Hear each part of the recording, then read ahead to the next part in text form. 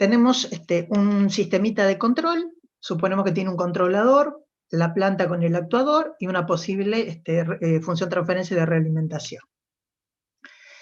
Y vamos a hacer una resolución gráfica de la sensibilidad.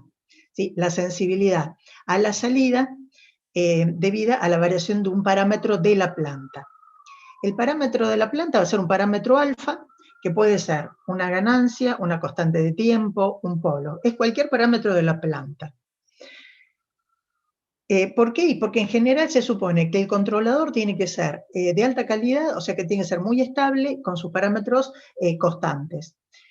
Porque ya dijimos que ningún sistema de control es mejor que el elemento que elegimos para hacer la realimentación. El controlador se supone que es un controlador, es un microcontrolador o es una tarjeta que está dedicada a través de un programa a generar la acción de control. Entonces, esto también va a ser estable y sus parámetros van a ser constantes. Entonces, lo que puede llegar a variar, lo que nos puede llegar a traer problemas son los parámetros de la planta y el actuador, que es la parte encima, la parte física del sistema. Entonces, ya sabemos que analizar la sensibilidad de la señal de salida o de la función transferencia entrada-salida es lo mismo. ¿Por qué? Porque la única diferencia es la entrada, y la entrada es estable porque es la energía que le estamos dando al sistema. Y no va a depender del parámetro alfa. Entonces, para plantear la sensibilidad, ¿uno qué hacía? O sea, planteamos esta función transferencia, entrada-salida, hacemos la variación respecto del parámetro alfa. Entonces, calculamos. Esa variación la podemos hacer a través de la regla de la cadena como la variación de la función transferencia entrada-salida con respecto a la función transferencia g, por la derivada de esa función transferencia g respecto del parámetro. Y entonces vamos a hacer esta derivada, derivar la función transferencia t respecto de g. ¿Sí? Tenemos que derivar esto respecto de g que aparece en el numerador y en el denominador. Entonces, bueno, es la derivada del numerador, que es g sub c, por el denominador sin derivar, menos el numerador, la derivada del denominador, que es h por g sub c, sobre el denominador al cuadrado. Esa es la derivada de t respecto de g.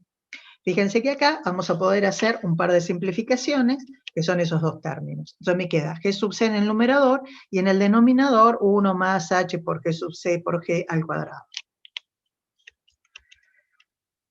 Entonces nos queda esto. Y entonces la derivada de t respecto de alfa nos queda en producto de tres cosas. Y esas tres cosas las podemos interpretar como una cascada de tres sistemas. Este sistema realimentado, otro sistema realimentado y un bloquecito con una función transferencia que es la derivada de g respecto de alfa. ¿Sí? Entonces, la derivada de la salida respecto de alfa, que es R por la derivada de t respecto de alfa, va a ser la transformada de la entrada por un G1. ¿Qué es ese G1? Esto que tenemos acá, este sistemita realimentado. El bloquecito, la derivada de g respecto de alfa, y un tercer sistema, que es este sistemita realimentado. Y eso entonces lo vamos a representar en forma gráfica, en función del sistemita que teníamos al principio. Acá esto no es, esto tendría que ser G sub C. ¿Sí? Entonces, teníamos nuestro sistema realimentado. Entonces, para tener la primera función transferencia, era en el numerador G, y en el denominador 1 más G sub C por G por H. Entonces, fíjense que si tomamos la salida en este punto de este sistema, no estamos mirando esta salida, estamos tomando esta salida. Tenemos en rama directa lo que va desde la entrada hasta la salida es G sub C. Eso es lo que aparece en el numerador. Y en el denominador es 1, el signo cambiado respecto del de la realimentación, por toda la ganancia del lazo, que es G sub C por G por H. Entonces, esto que está en rojo sería el primer bloquecito. G sub C sobre 1 más G sub C, G sub G y H. Tomando acá la salida. Después ponemos en cascada, en serie, este otro bloquecito, la derivada de G respecto de alfa, y después tenemos el tercer sistema, que sería el que está acá abajo, que tiene la salida, pero que no tiene entrada. Este sistema la entrada la tiene por este sumador. Y fíjense que la rama directa no hay nada, es un 1, y la ganancia de lazo es otra vez G sub C por G por H. Entonces, este último bloquecito es el que teníamos en la diapositiva anterior, esto que tenemos acá. Rama directa 1 y ganancia del lazo H por G sub C por G. Y el signo, que es el signo de la realimentación, fíjense que acá aparece positivo, pero es este signo menos que se puede trasladar a este sumador, ¿sí? Por álgebra de diagrama de bloque. Entonces, la salida de este sistema es la variación de I con respecto a alfa, cuando la entrada es R. Y entonces, la función transferencia, esto que está en verde, que es la cascada entre este sistema, este y este, es la variación de T respecto de alfa, ¿sí? A esto, entonces, para tener la sensibilidad, ¿qué tenemos que hacer? Y simplemente multiplicarlo por alfa y dividirlo por T, ¿sí? Y esa es entonces la sensibilidad a la variación de alfa de la función transferencia entrada-salida. Uno puede hacer ese planteo, y fíjense que siempre es, parto del diagrama en bloque original, ¿sí? Acá este K es G sub C, ¿no? Entonces, fíjense que acá, la salida del sistema está previa al bloque al que pertenece el parámetro variable. Acá aparece la variación de esa función transferencia respecto del parámetro, y acá la entrada al sistema está después del bloque al cual pertenece el parámetro variable. Siempre esa es la estructura que uno tiene que resolver gráficamente para tener la derivada de T respecto de alfa. Entonces, en vez de hacerlo numérico, esta derivada, o de hacerlo analítico, lo podemos hacer gráficamente.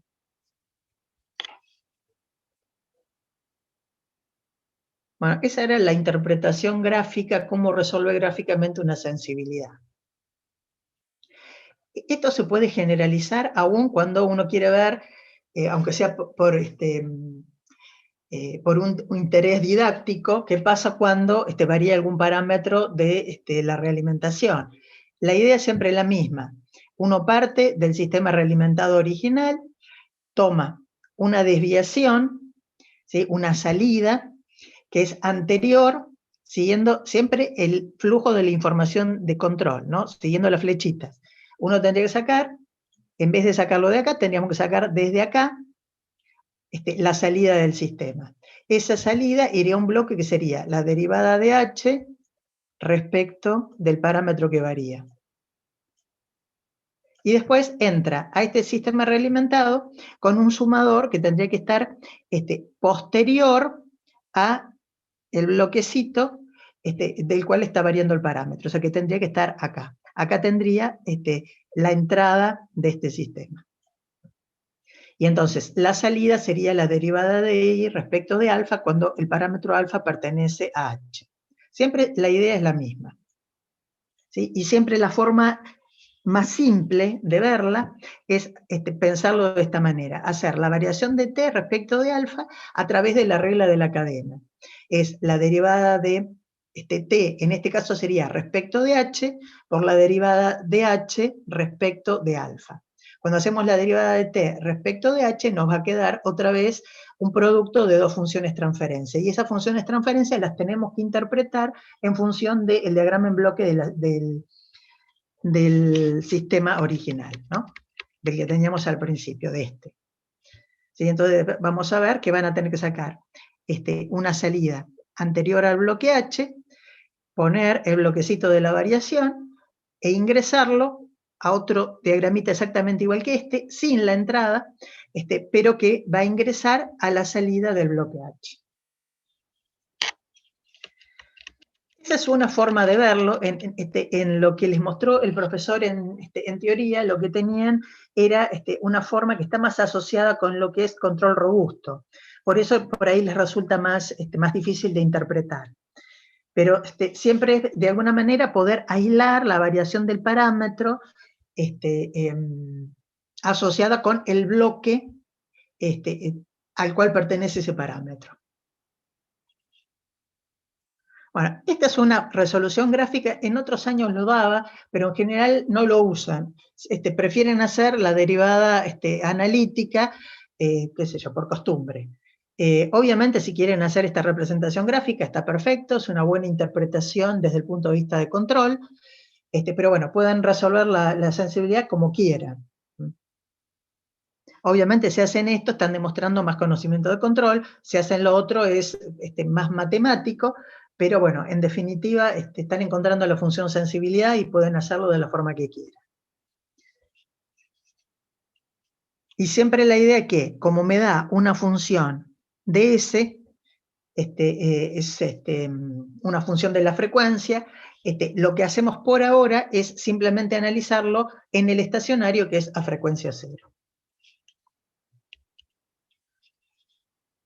Bien, dejamos ese tema y vamos a el tema del práctico 5, que es el método en lugar de las raíces.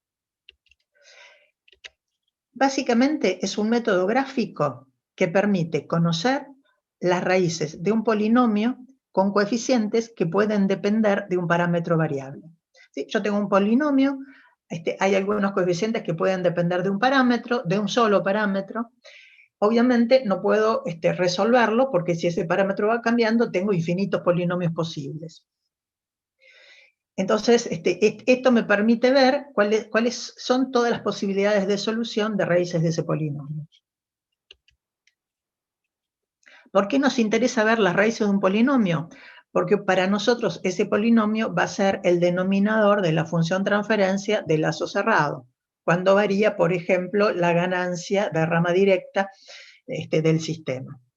Entonces, podemos determinar cómo van a variar los polos del lazo cerrado del sistema realimentado, conociendo o teniendo los datos de lazo abierto, en función de un parámetro que puede ser, en principio, la ganancia, un polo o una constante de tiempo. Vamos a empezar con la ganancia, pero podría ser la variación de un polo o una constante de tiempo. Siempre tenemos que expresar nuestro polinomio como un polinomio con coeficientes numéricos, un polinomio en la variable S, más el parámetro, sea la ganancia, el polo, la constante de tiempo, por otro polinomio. Si tiene esta estructura, el polinomio denominador, o cualquier polinomio que querramos analizar, se puede resolver con lugar de las raíces. ¿Sí? P y Q son polinomios en la variable S, y par es el parámetro. Entonces, si ese parámetro es la ganancia, por ejemplo, de rama directa, suponiendo que esa ganancia es un control proporcional, quiero decir, bueno, quiero ver este sistema con su planta y con su sensor, qué posibilidades tiene de comportamientos de lazo cerrado. Obviamente eso está asociado con los polos del sistema que me da los modos de respuesta, exponenciales o exponenciales amortiguadas. Perdón, cosenos amortiguados. Entonces, bueno, quiero ver qué opciones tengo. Si tengo el caso de un comportamiento oscilatorio amortiguado, bueno, con qué grado de amortiguamiento, con qué frecuencia de oscilación y demás. Entonces, lo que conozco es las funciones transferencia, G y H. Sé que K puede tomar cualquier valor positivo, entre 0 e infinito. K es una ganancia, no va a tomar valores negativos. Y entonces planteamos la función transferencia. ¿Sí? K por G sobre 1 más K por G. Esa es la función transferencia, entrada-salida. Obviamente acá los polos del sistema van a ser los polos del denominador. Así como está representado, el denominador es una función racional, no es un polinomio. Pero de todos modos sabemos que esto lo podemos llevar a un polinomio numerador y un polinomio denominador. Bueno, el polinomio así como está es 1 más k por h por g. H y g pueden ser funciones racionales, con un numerador y un denominador. Ahora, ¿cómo son los polos de este sistema? Y bueno, los polos es hacer esta ecuación igual a 0. En realidad sería, si yo saco como un denominador, el numerador es un polinomio, ese polinomio igualado a 0. Y voy a tener que esto me impone dos condiciones. Una es una condición, o sea, paso este 1 al otro miembro, o sea, me queda un menos 1. Como esto es una función compleja, eso me impone una condición sobre el módulo de esa función compleja y una condición sobre la fase. La condición sobre el módulo, fíjense que es esta, que el módulo tiene que ser igual a 1.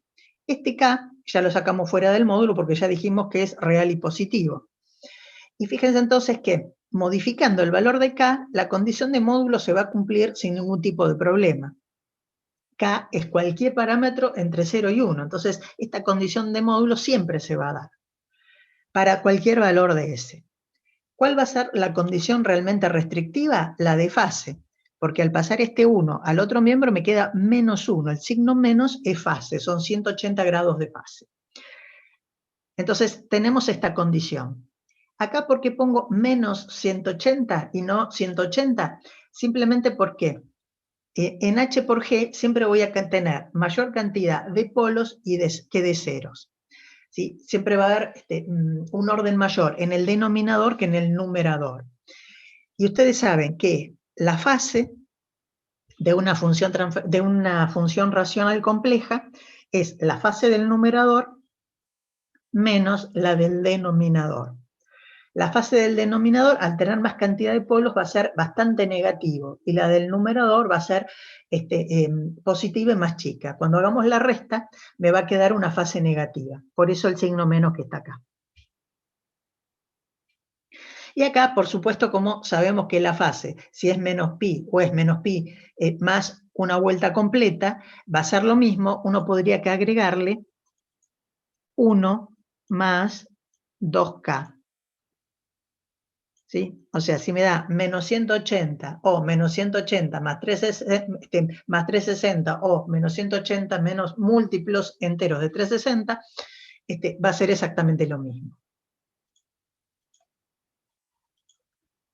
Entonces, esta condición de fase, que es la que me da que el denominador de la función transferencia sea igual a 0, o sea, que me va a dar los polos del sistema, es la fundamental para levantar o trazar el gráfico del lugar de las raíces. Todo está basado en esto. Y hay alguna pequeña condición que va a estar asociada con esto.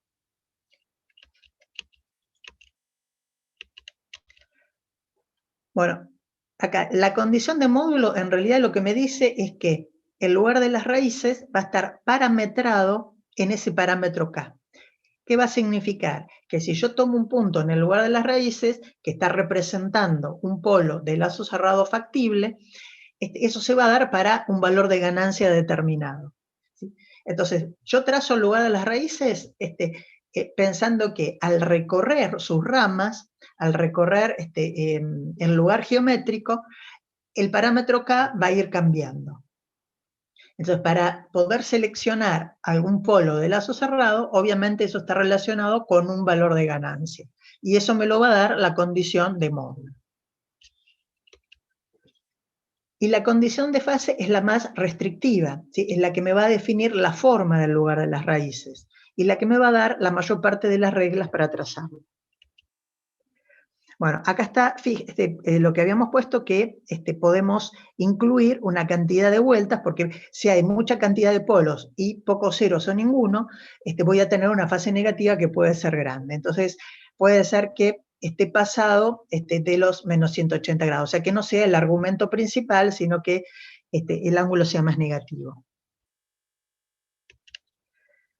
Entonces, los valores de S, de la variable compleja, que cumplen la condición de fase, son posibles raíces de lazo cerrado para algún valor de K. Bueno, por ejemplo, si tenemos esta función transferencia. Fíjense que tenemos un 0, Z1, y tenemos 4 polos. ¿Sí? Eso es G por H, que es lo que uno tiene que, donde se tiene que centrar el estudio. Entonces, fíjense acá está representado como es la posición relativa de los ceros y el polo. Acá tengo el 0 en menos Z1 y los polos en menos P sub 1, un par de polos complejos conjugados en menos P sub 2 y menos P sub 3 y P sub 4. ¿Sí? Esa es la ubicación relativa. Y lo que tengo que pensar es que para cada valor de S, si acá tenemos un S del plano complejo, esto es parte real, esto es parte imaginaria, este es un punto cualquiera del plano complejo, esta función, cuando la evalúo en ese punto S,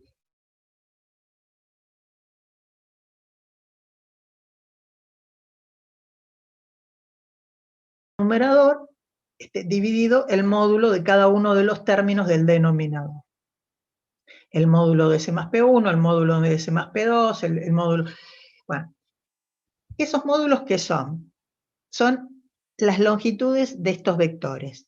Los vectores desde los polos hacia el punto. ¿Sí? O sea, S más P sub 1, el módulo de esto es la longitud de este vectorcito. S más P sub 2, S más P sub 1 es este.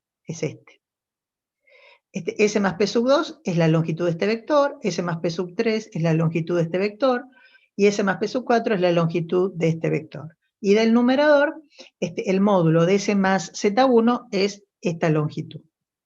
Y la fase es la fase del numerador menos la fase de cada uno de los términos del denominador, que son los angulitos que están también en este dibujo. Fíjense que en el numerador tengo este ángulo. Siempre los ángulos se miden. Si yo me ubico en la singularidad, miro el semieje real que está hacia el lado positivo, hacia el lado creciente, y de ahí tomo el ángulo hasta este vector. Ese es el ángulo del numerador, del término S más Z1. Ese va a estar positivo, y todos los del denominador van a estar negativos. Cada término del denominador está asociado a un ángulo en particular. P sub 1 es respecto de este semieje que va hacia el lado positivo, y es el ángulo medido hasta el vectorcito que une el polo con el punto donde estamos haciendo el análisis. O sea, este sería θ 1. El ángulo asociado con P sub 2, lo mismo.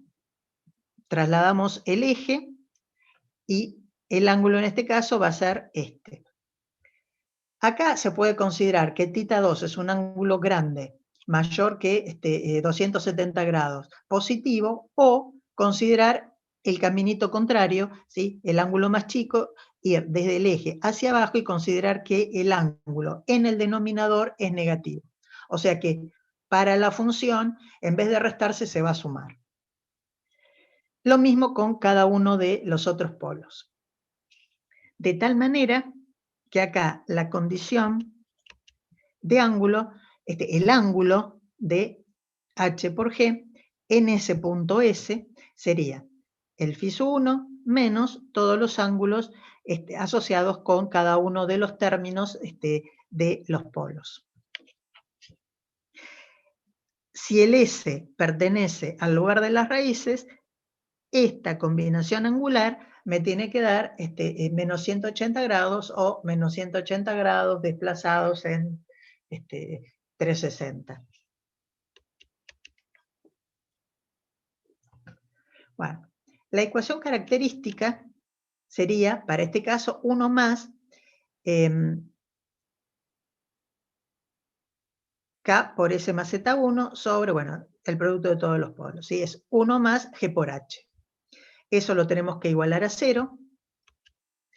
Y fíjense que yo acá puedo sacar como un denominador, me queda un polinomio que es el que tenemos acá y un denominador que es el producto de todos los términos de los polos. Obviamente, para que eso sea igual a 0, el numerador tiene que ser igual a 0. Entonces, fíjense que la ecuación característica la convertimos en este polinomio característico. Y fíjense que acá, P sub 1, P sub 2, P sub 3, P sub 4, son todos números, igual que Z. Acá la variable es K. Lo que puede cambiar es el control proporcional, es esta ganancia. Entonces, fíjense que tenemos la estructura de un polinomio que no depende del parámetro, es un polinomio numérico, más el parámetro, que es K, por otro polinomio, ¿sí? Donde este polinomio tampoco depende del parámetro. ¿Sí? Lo pudimos expresar en la forma que resuelve el lugar de las raíces. En este caso, cuando estamos levantando el lugar de las raíces en función de K, de la ganancia de rama directa, fíjense que este PDS es el denominador de G por H. Y este QDS es el numerador de G por H. O sea, coincide con los ceros, lo que está acá, y P con los polos de la función transferencia de lazo abierto, que es G por H. Si estuviera levantando en función de un parámetro que no fuera la ganancia, eso no se va a dar. ¿Sí? Eso lo vamos a ver más adelante. Por ahora nos vamos a restringir a trabajar en función de una ganancia. Sabemos que la ganancia puede variar desde 0 hasta infinito. Obviamente no tiene sentido que sea 0, pero eso nos va a dar los puntos de partida del lugar de las raíces, de las ramas.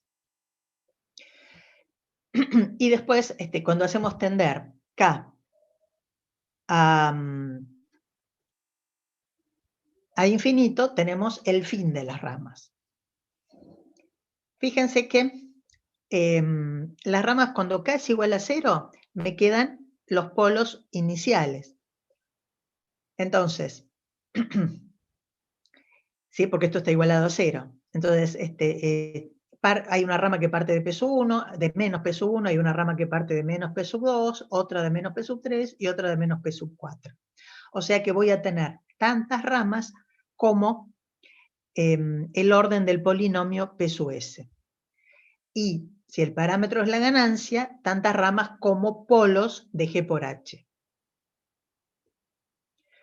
Después, para K distinto de 0, cuando K empieza a crecer, si K se hace muy grande, este último factor, K por S más, o sea, K por Q, va a ser lo que domine, todos los otros términos, los de PDS, se vuelven despreciables. Y entonces podemos decir que las ramas, si hay ceros finitos, como en este caso, el 0 en menos Z1, va a haber una rama que termine en ese punto. Y el resto de las ramas van a tender a infinito. Entonces va a haber puntos de llegada de rama, puntos de finalización de ramas, finitos solamente si hay un QDS, ¿sí? Si tengo singularidades en este polinomio QDS, que en este caso coinciden con los ceros de G por H. Si no, todas las ramas tienden a irse a infinito. Como si tengo polos o ceros que sean complejos, van a aparecer en pares complejos conjugados, entonces hay una simetría con respecto al eje real. ¿Sí? Fíjense que la condición de ángulo hacia arriba o hacia abajo es simétrica, debido a que o las raíces están sobre el eje, y da lo mismo moverme hacia arriba que hacia abajo en la misma cantidad angular,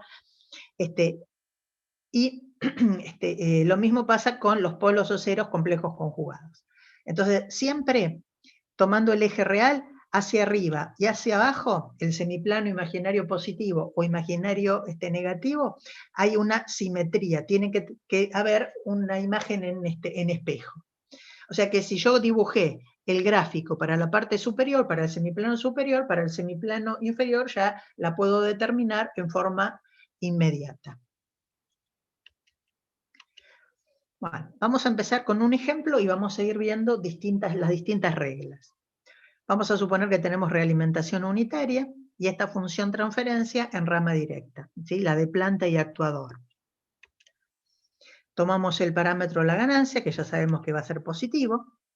Entonces, fíjense que si hacemos G por H, tengo un polinomio de orden 2. O sea que voy a tener dos ramas. Y tengo un 0. O sea que voy a tener un punto de llegada finito y la otra rama va a tender a infinito, cuando el parámetro crece indefinidamente. O sea, fíjense que siempre primero partimos de, en este caso serían los polos y ceros de h por g, porque el parámetro es la ganancia. Si no, tendríamos que plantear el denominador de la función transferencia, darle la estructura de un polinomio más el parámetro por otro polinomio, donde los dos polinomios tienen que tener coeficientes constantes, y ver qué raíces tiene P y qué raíces tiene Q. Pero en este caso es simplemente G por H, los ceros son puntos de llegada, los polos son puntos de partida. Entonces, de este polo y de este polo van a partir dos ramas. Y de alguna manera una rama va a tender a este cero y otra rama tiene que irse hacia infinito. Fíjense que acá tenemos planteado el polinomio denominador de la función transferencia entrada-salida. ¿Sí? O sea, este polinomio que es haber planteado t como g sobre 1 más h por g, y este denominador expresarlo como un polinomio. Fíjense que esto me quedaría, como h es igual a 1, me queda s más 4 sobre s cuadrado más 3s, perdón, no, a ver, más 2s más 2 más k por s más 4, ¿no? Que es justamente lo que tenemos planteado acá abajo. Entonces tengo el polinomio p, cuyas raíces me dan los puntos de partida, y el polinomio q, cuyas raíces me dan los puntos de llegada finitos si es que existen. Podría no haber. Podría ser que todas las ramas tiendan de alguna manera a infinito. Bien. Lo primero que uno tiene que ver es que parte del eje real en general va a pertenecer al lugar de las raíces. ¿Cuál es la regla? Todos los puntos que están a la izquierda de un número impar de singularidades pertenece al lugar de las raíces. ¿Sí? En este caso, fíjense que tenemos toda esta parte, a ver, si estoy de este lado, hasta los polos complejos, estoy a la izquierda de 0 singularidades. 0 singularidades se considera par, o sea que esta parte del eje no pertenece al lugar de las raíces. Paso por los polos complejos. Estoy entre el 0 y los polos. Este pedacito no va a pertenecer al lugar de las raíces porque los polos complejos conjugados son 2. Entonces, otra vez tengo un número par. Cuando paso el 0, entonces estoy a la izquierda de un 0 y dos polos. Son 3 singularidades. Entonces, esto sí va a pertenecer al lugar de las raíces. Si se preguntan de dónde sale esta regla, lo vieron en teoría, por supuesto, pero es de considerar la condición de ángulo. Tomo un punto sobre el eje, por ejemplo, este punto, miro el ángulo. El 0 a este punto, ¿qué aporta? Nada, porque es el ángulo respecto justamente del eje real para el lado positivo. O sea, el numerador aporta ángulo 0.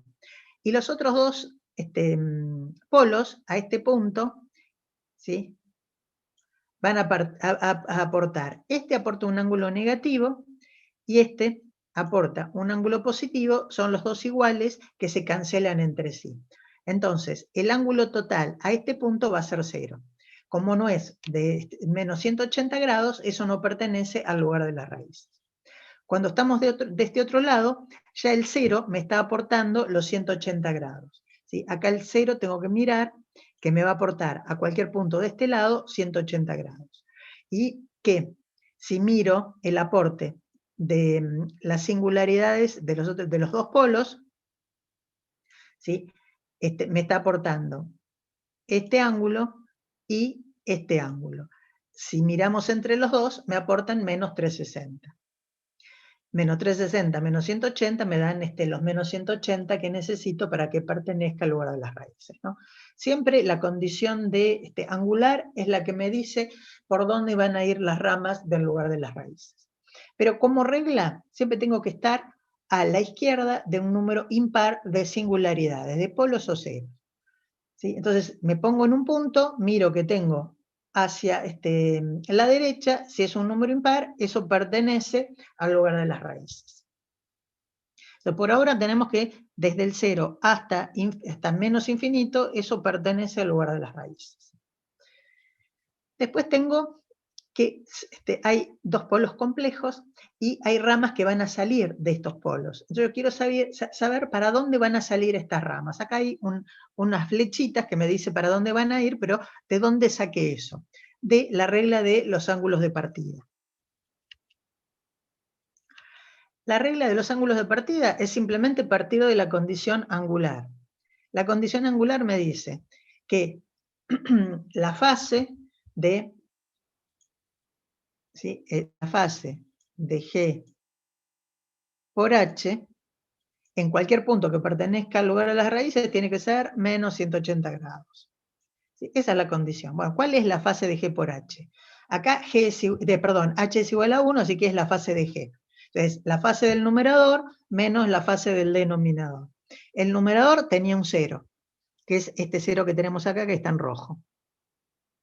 Y en el denominador tengo los dos polos, que son los polos complejos conjugados, que me van a dar estos dos ángulos. Esta es la condición de fase.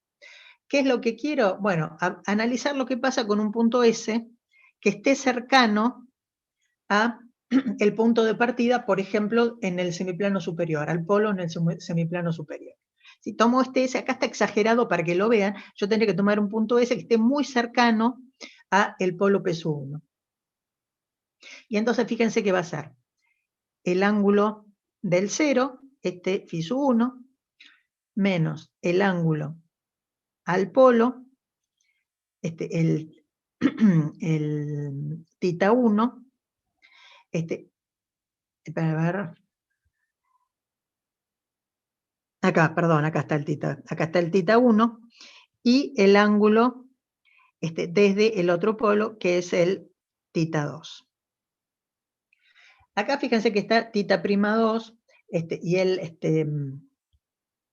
esto sería el tita prima 1, porque este S está un poco lejos, ¿sí? El tita 2 y el tita 1 es cuando estamos mucho más cerca, prácticamente sobre el polo P1. Que eso es lo que me va a dar el indicio de hacia dónde sale la rama. Y entonces, ¿qué hacemos? Bueno, despejamos que va a ser el ángulo de partida. Despejarlo es simplemente pasarlo al otro miembro. Entonces, fíjense que me quedó tita 1 es el ángulo desde el 0 menos el ángulo desde el otro polo más los 180 grados. El ángulo desde el otro polo, como es el complejo conjugado, fíjense que es este ángulo, que es 90 grados, porque está verticalmente hacia abajo. ¿Sí? Entonces, el ángulo siempre va a ser de 90 grados. Y el ángulo φ1 es simplemente el ángulo desde el 0 al polo. Ya hago geométricamente, ¿sí? El triangulito. Arco tangente de la parte imaginaria sobre la diferencia de las partes reales, ¿sí? Este lado. Esto es lo que tenemos acá.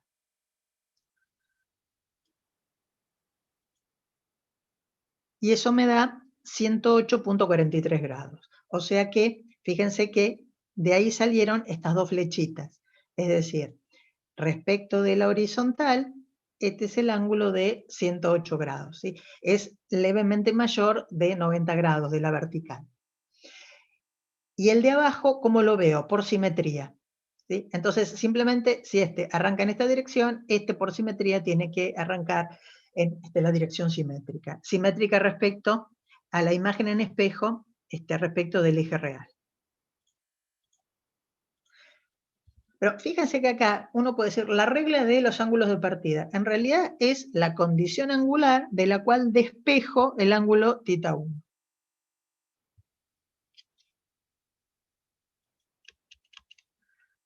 Bien, tenemos entonces qué parte del eje real pertenece al lugar de las raíces, los puntos de partida y cómo van a arrancar las ramas. Entonces, de alguna manera, estas ramas tienen que venir alguna al 0 y la otra al infinito.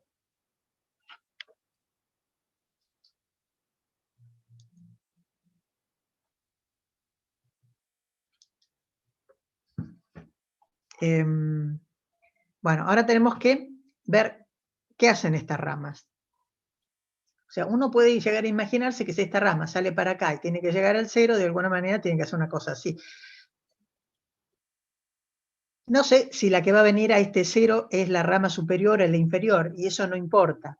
Pero de alguna manera las dos ramas tienen que, una, irse hacia infinito y otra venir hacia el 0. La única forma de irse hacia infinito va a ser por el eje, ¿sí? Porque es todo esta semirrecta hacia menos infinito pertenece al lugar de las raíces. De alguna manera uno ya está imaginando que esto tiene que hacer una cosa de este estilo. Cuando el parámetro K crece, fíjense que acá el parámetro K era 0, va a ir creciendo continuamente sobre las dos ramas tienen que chocar sobre el eje real y una venir hacia el 0 finito y otra irse hacia infinito. ¿Sí? Uno ya tiene la idea de qué forma tiene que tener este lugar de las raíces. Entonces ya podemos imaginar que no va a haber un cruce por el eje imaginario, o sea que no va a haber un cambio de estabilidad, no va a haber raíces en el semiplano derecho. Entonces, podríamos analizar el cruce del eje imaginario, de todos modos se intuye que no va a existir para K mayor que 0. Bueno, si lo hiciéramos, ¿cómo hacemos el cruce por el eje? Lo podemos estudiar haciendo el criterio de estabilidad de Root, pero también lo podemos hacer aprovechando el lugar de las raíces. Es decir, bueno, si estoy en el plano complejo, cruzar el eje es considerar que S va a ser igual a J omega. Y entonces metemos eso dentro de la ecuación característica del polinomio. Esto era S cuadrado, acá tengo S y acá tengo S. Y entonces separar parte real de parte imaginaria de esta ecuación. ¿Sí? La parte real, acá j al cuadrado es un menos, tengo menos omega cuadrado, tengo el 2 y tengo el k por 4. Esa es una ecuación. Y la parte imaginaria, que es 2 omega y k por omega. ¿Sí? Tengo esta ecuación. Entonces, fíjense que de acá es omega es igual a 0 o la ganancia tiene que ser negativa. Pero la ganancia ya definimos que va a ser positiva, entonces la única opción es que omega sea igual a 0. Si omega es igual a 0, fíjense que resolvemos me da que la ganancia es negativa. O sea que ya vemos con esto que no hay cruce del eje imaginario. O sea, el sistema va a ser siempre estable, para cualquier valor de K. Bueno, puntos de quiebre o puntos múltiples. ¿Sí? Dijimos en el grafiquito anterior que era de imaginar que estas ramitas vinieran de alguna manera hacia el eje real, chocaran en un punto y después se dirigieran, una hacia infinito y otra hacia el cero finito, hacia el punto de llegada finito, cuando el parámetro va creciendo tendiendo a infinito. Entonces, este punto de acá es un punto donde las dos ramas convergen y para el mismo valor de K. Entonces, ¿qué quiere decir? Que voy a tener polos coincidentes, dos polos reales coincidentes. Y acá tenía, si tengo un polo acá, voy a tener un polo acá para algún valor del parámetro K. Tengo polos complejos conjugados, desde el inicio hasta este cruce con el eje imaginario. Entonces, los polos complejos van a tener una parte real cada vez más negativa hasta llegar a este punto donde la parte imaginaria se hizo 0 y tengo un polo múltiplo, un polo de orden 2 real. A partir de ahí voy a tener un polo real y otro polo real que van a ser distintos. Entonces, venimos de polos complejos conjugados, acá tendría un comportamiento al lazo cerrado. Críticamente, o sea, venía de comportamiento subamortiguado. Acá voy a tener un comportamiento críticamente amortiguado y a partir de ese valor de ganancia voy a tener un comportamiento de tipo exponencial, o sea, sobreamortiguado. O sea, subamortiguado, críticamente amortiguado y sobreamortiguado. Fíjense que ya con pocas reglas uno tiene la idea general del comportamiento del sistema cuando acabaría todas las opciones de respuesta de este sistema.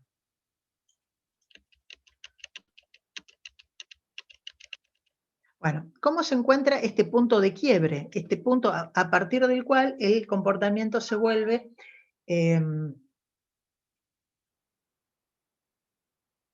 sobreamortiguado. Bueno, la idea es que es un punto, es un extremo, ¿sí?, de la función. Entonces, se lo puede calcular como la derivada de k respecto de s. ¿Sí? Acá despejamos de la ecuación característica, ¿sí?, expresada en función de s. La función característica era s cuadrado más 2s más 2 más k por s más 4 igual a 0. Bueno, de ahí despejamos el valor de k. ¿Sí? Mandamos esto al otro miembro con el signo cambiado y pasamos el s más 4 dividiendo. Ya tenemos la ganancia expresada como, en función sería de los polos y ceros del sistema. Y lo que hacemos es la variación de k respecto de s. Y queremos que esa variación sobre el eje real sea un extremo. Porque en este caso va a ser el mínimo valor de ganancia sobre el eje real. Bueno, hacer esa derivada, bueno, tenemos que derivar acá, derivamos el numerador, derivamos el denominador, lo igualamos a 0 y me queda esta expresión. Cuando uno resuelve esto, van a dar, obviamente en este caso el polinomio va a ser de orden 2, me van a dar dos soluciones. No significa que tengo que tomar las dos soluciones. Para el valor de parámetro positivo, vamos a tener una única solución. ¿Y cómo la elegimos? Siendo coherente con lo que venimos graficando. Fíjense que nosotros sabíamos que había lugar de las raíces a partir de la posición de este 0. O sea, este punto es igual a menos 4. O sea que si hay un punto de quiebre o punto múltiple, ese punto donde los polos de lazo cerrado son reales y coincidentes, tiene que estar a la izquierda de menos 4, tiene que ser más negativo de menos 4. Entonces, siendo coherente con esta información, venimos acá y decimos, bueno, de los dos puntos, de las dos soluciones posibles, esta la tenemos que descartar, no va a pertenecer a nuestro lugar de las raíces y sí va a pertenecer el menos 7,16.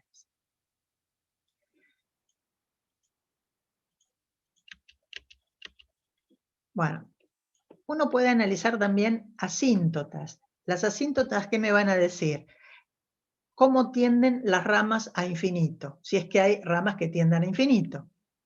Acá ya medianamente habíamos visto que si algo tiende a infinito tiene que hacerlo por el eje, así que no haría falta hacerlo, pero vamos a aplicar para que vean la regla. Miramos n, que es el número de polos del sistema, el número de puntos de partida, que es 2. Miramos la cantidad de ceros o la cantidad de puntos de arribo, de ramas, finito. Hacemos la resta y me queda 1. O sea que va a haber, ¿esto qué me dice? Tengo dos ramas, tengo una que termina en un punto que está a la vista, voy a tener una rama que se va hacia infinito. Entonces voy a tener una asíntota. Esa asíntota obviamente es el eje real negativo.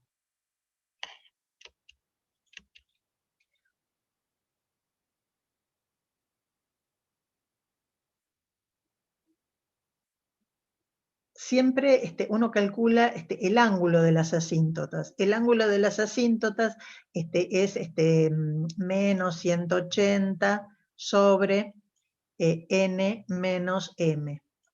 Entonces me da menos 180, ¿sí? Entonces menos 180 es el semieje real negativo, ¿no? Y esto me dice cuántas asíntotas tengo. Pero bueno, acá es muy obvio, entonces no hice ninguna otra cuenta más. Pero con esto de decir cuántas ramas tengo, ¿sí? Cuántos puntos de partida, cuántos puntos de llegada finito, la diferencia es una rama que no termina en ningún punto que está a la vista. Entonces esa rama se tiene que ir a infinito. Esa rama se va a través de una asíntota. Bueno, el valor de K en el punto de quiebre, ¿sí? Habíamos calculado en el punto anterior el punto de quiebre, que estaba en menos 7,16. Yo quiero saber cuál es el valor de ganancia, ¿sí? Porque la ganancia entre 0 y ese valor me va a dar todos los comportamientos subamortiguados posibles, o sea, los polos complejos conjugados. Como lo hago, acá sí estoy aplicando la condición de módulo, ¿sí? El valor de K sale de la condición de módulo. Entonces, fíjense que tenemos, lo que tengo en el numerador son las longitudes de los vectores, ¿sí? Yo tengo un polo, el otro polo, y tengo el 0. Y tengo el punto, el S, este es mi punto S1. Yo quiero ver el módulo a este punto. Entonces es este vector, la longitud de este vector, y las longitudes de este vector y de este vector, que van a ser iguales, ¿no? Estas dos longitudes son iguales. Esto, ¿qué sería? El módulo de S menos P sub 1, y este que sería el módulo de S menos P sub 2. Y esto sería el módulo de S, el S es el S1, ¿no? Es el punto múltiple, que en este caso tiene un valor real. Es S1 menos el Z. ¿Sí? Entonces son lo que tenemos acá. Esto es el S1 y menos el 0 en menos 4. Y este es el S1 menos el polo en el semiplano superior, y este es el S1 menos el polo en el semiplano inferior.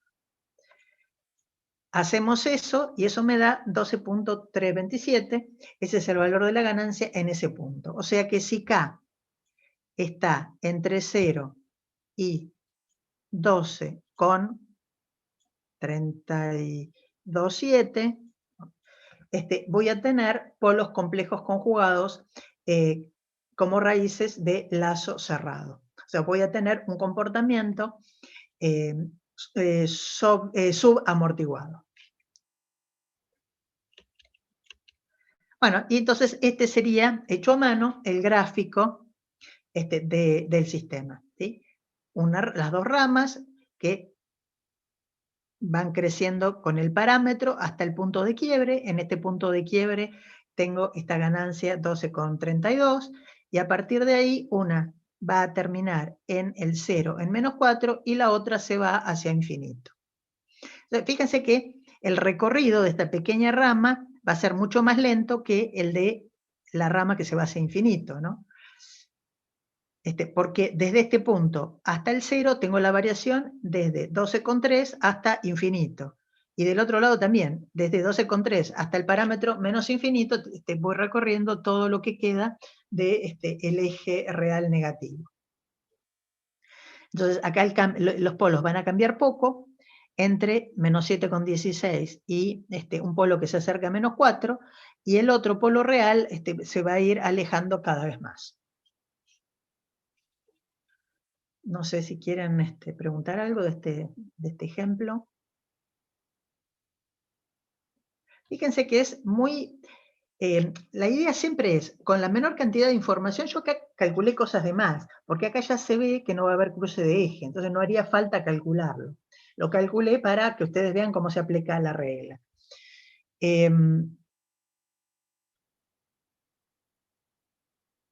Uno ya sabe que acá va a haber un punto de quiebre, entonces medianamente uno, el gráfico lo puedo plantear aún sin conocer cuál es el valor del punto de quiebre. Después, bueno, calcularlo es interesante para ver cuáles son los rangos de ganancia en los cuales me tengo que manejar para tener distintos tipos de comportamiento, para después elegir un valor de K posible. Pero si uno mira acá, fíjense que, bueno, eso quiso ser una recta. ¿Sí? Yo tomo un valor acá. ¿Sí? Voy a tener el equivalente acá, simétrico, que serían un par de polos de lazo cerrado para algún valor de parámetro. Si yo uno eso al origen, la longitud de este vector me va a dar el omega n. ¿Sí? Y el coseno del ángulo me va a dar el zeta. Entonces, fíjense que acá tengo una gran variedad de posibilidades para elegir el amortiguamiento. ¿Sí? Desde un amortiguamiento muy chico hacia un amortiguamiento muy grande, tendiente a 1. Entonces, tengo una gran variedad para elegir un buen comportamiento con el parámetro K. Y en cuanto a los tiempos de establecimiento, yo tengo que ir desde acá, dependen de la parte real de los polos. Y los polos varían desde esto a este punto. Entonces yo de ahí puedo sacar el zeta omega n para ver cuál es el rango de tiempos de establecimiento factibles en este caso, ¿no? Uno puede sacar mucha información de este grafiquito. ¿Ese valor de K es el máximo valor, digamos, que para que el sistema sea críticamente amortiguado? No, con este valor el sistema es críticamente amortiguado. El críticamente amortiguado, acordate que era un valor de ganancia único. ¿Sí? Es este puntito que está acá, donde las dos ramas se unieron, ahí tengo raíces reales coincidentes. ¿Sí? Ese es el críticamente amortiguado. Las dos raíces son iguales. Las dos raíces del lazo cerrado de este sistema de segundo orden. Entre 0 y 12,32, sin llegar a 12,32, ahí tengo todos los comportamientos subamortiguados. ¿Sí? Es lo que les había puesto acá, que es entre 0 y, sin incluirlo, 12,327. ¿Sí? Cuando llegué a 12,327 estoy en este puntito acá, las dos raíces son iguales. Y son reales. Para tener comportamiento subamortiguado tengo que tener raíces imaginarias, tengo que estar un poquito para arriba.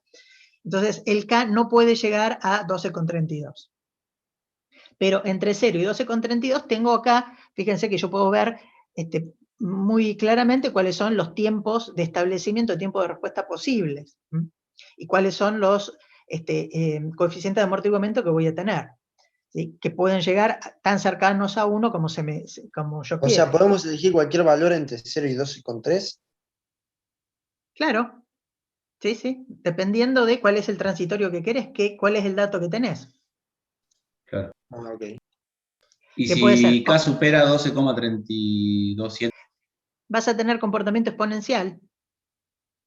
¿Sí? Vas a tener un polo por acá y otro, vaya a ser por dónde, pero por acá, dos polos reales.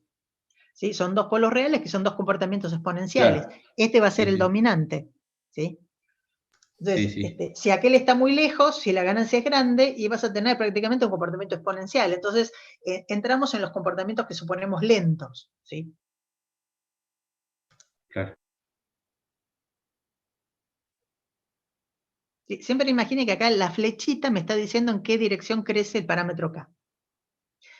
¿Sí? Entonces, para todo un rango de valores tengo todos los polos complejos conjugados. Uno en la rama superior, otro en la rama inferior, siempre simétricos. Llegué a este puntito crítico que dijimos, o sea, el críticamente amortiguado es el que tiene comportamiento T por E, en este caso sería a la menos 7,16 por T. Dentro de los comportamientos exponenciales es el más rápido porque está multiplicado por t. Entonces tiene un crecimiento inicial más rápido.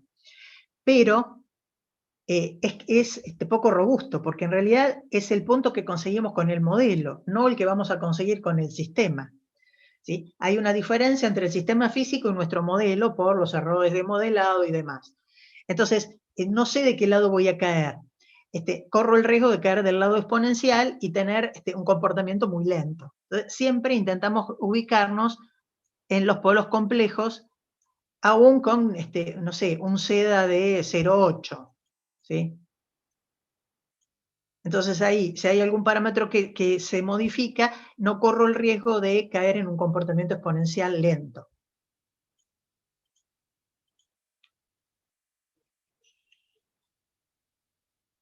Bien, pasamos, bueno, este es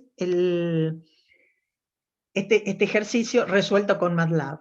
¿Sí? En las instrucciones de MATLAB es armar la función transferencia, ¿sí? Digo que ese es TF, transfer function, y pongo los coeficientes del polinomio numerador, 1 y 4, en orden de potencias decrecientes, este correspondiente a S, este correspondiente a el término independiente, el polinomio denominador, también potencias decrecientes, este es S cuadrado, S y el término independiente. Con eso armamos la función transferencia. MATLAB va a interpretar esto como un objeto que es esa función transferencia. Y después pongo RLOCUS S, el sistema. Y inmediatamente hace el dibujo.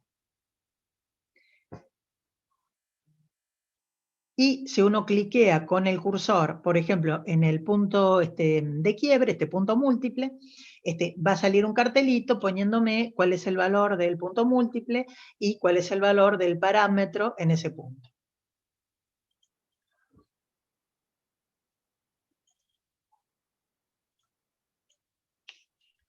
Bien, otro ejemplo, ahora no vamos a tener ceros y vamos a tener más polos.